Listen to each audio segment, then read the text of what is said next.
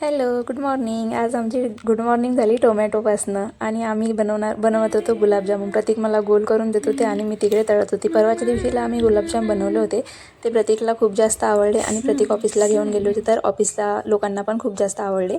तर प्रतीकने मला डबल बनवायला लावले, कारण त्यांना ऑफिसला घेऊन जायचे होते आणि त्यांना पण खायचे होते म्हणून. आणि आम्ही हे आता वेगळ्या म्हणजे पहिल्यापेक्षा आधी काहीतरी वेगळं म्हणजे काजू बदाम मनुक्का टाकून आणि वेगळी रेसिपी केली आणि छान बनवले. मग आम्ही अनारच्या बिया खाऊन झाल्यावर आम्हाला निघायचं होतं मार्केटला. तर आम्ही निघालो मार्केटला. बाहेर निघाल्यावर तर पाऊस सांगाच लागत नाही. पुणे आणि पाऊस हे तर सगळ्यांना माहितीच आहे. पाऊस खूप जोरात सुरू होता. मग आम्ही पाऊस थांबायची वाट पाहिली, पण पाऊस थांबलाच नाही. पण म्हटलं आता आपल्याला तर जायचंच आहे, कारण मला परवाला गावाला निघायचं आहे. म्हणून आम्ही थोडासा पाऊस थांबला आणि निघालो रोडने. आणि इथली ट्रॅफिक तर काही विचाराच लागत नाही. तर ट्रॅफिक तर खतरनाकच असते. बरं झालं टू व्हीलरने जातो आम्ही. टू व्हीलरने निघू तरी शकते माणूस. जर कारने जातो म्हटलं तर 4-4 तास 3-3 तास तर अडकूनच राहावं लागते. म्हणून आम्ही कधीच कारने फिरत नाही पुण्यामध्ये. टू व्हीलरनेच फिरतो कधी पण.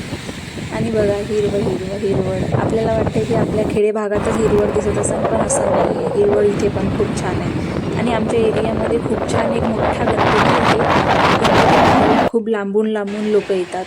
तर तुम्ही पण येऊ शकता. आणि मग आम्ही पोहोचलो मार्केटला पोहोचलो. मग मला माझ्यासाठी पर्स वगैरे घ्यायची होती आणि महालक्ष्मीचं थोडंफार सामान घ्यायचं होतं. पण आम्हाला गेल्याबरोबर दिसले क्यूट ते बाहुले. तर मग आम्हाला त्याच्यामधलं कोणतं आवडते. तर मला तर नाही आवडलं कोणतं, पण प्रतीक मला म्हणत होते आवडलं असेल तर घे तू, पण मला काही आवडलं नव्हतं. मग आम्हाला भूक लागली होती, तर आम्ही डॉमिनोजमध्ये गेलो आणि प्रतीकने घेतला पिझ्झा.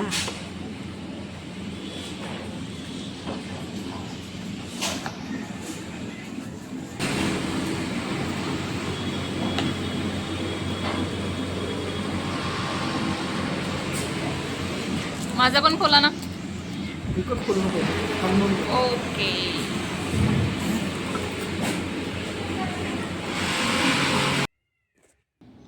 घरी आल्यावर साबुदाणा वडे खायची खूप इच्छा झाली होती, तर साबुदाणा वडे बनवले आणि परवाला गावाला जायचं आहे म्हणून निघाली प्लकिंग करायसाठी. प्लकिंग करून आली तर मूड खूप ऑफ झालेला होता, कारण तिने खूप बेकार प्रकारे प्लकिंग करून दिलं होतं.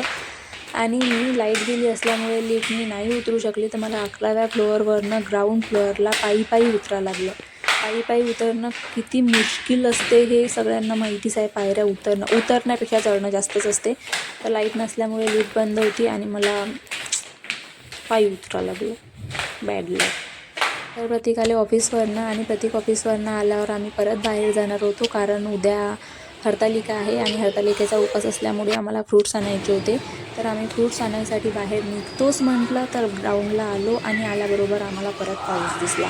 आणि पाऊस पण काही हळू सुरू नव्हता, एकदम जोराचा पाऊस सुरू होता. तर मग आम्ही एक साईडला उभं राहिलो. तिथे दिसली आम्हाला आमची अन्नू.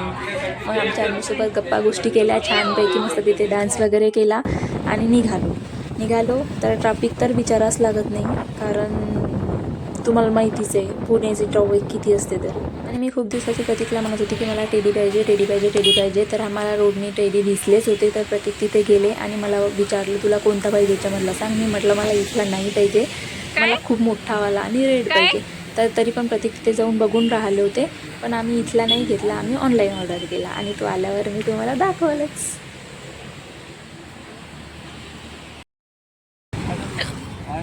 उद्या हरतालिकेचा उपवास असल्यामुळे फ्रूट्स घ्यायचे होते, कारण बाकी काही तर खाऊ शकत नाही. तर आम्ही ॲपल घेतले आणि तिथे आम्हाला एक शेकोटी पण दिसली. नंतर आम्हाला येताना लागली होती भूक. मग आम्ही वडापाव खायला गेलो आणि आम्ही इथला वडापाव कधी सोडतच नाही. जाताना येताना वडापाव खातोच, कारण इथल्या वडापावची टेस्ट कुठे नाहीच आहे आणि वडापाव इतका जबरदस्त आहे. आणि आज आम्ही वडापावला बाय पण करून आलो, कारण इथनं 8 दिवस आम्ही घरी जाणार आहे आणि आम्ही आल्यावरच परत वडापाव खायला जाणार आहे. आली मस्त रात्रीला घरी आलो, मस्त डोक्याला ऑइल करून घेतलं, केसांना ऑइल वगैरे झालं. आणि मग मी ऑइल लावून राहिले होते प्रतीकला, पण माझा हिरस आला. प्रतीकने पण मला त्यांच्या केसांना ऑइल लावून मागितलं. मग त्यांच्या केसांना ऑइल लावून दिलं आणि मग bye bye, good night, take care. Like करा, शेअर करा, सबस्क्राईब करा, कमेंट करा. Bye bye.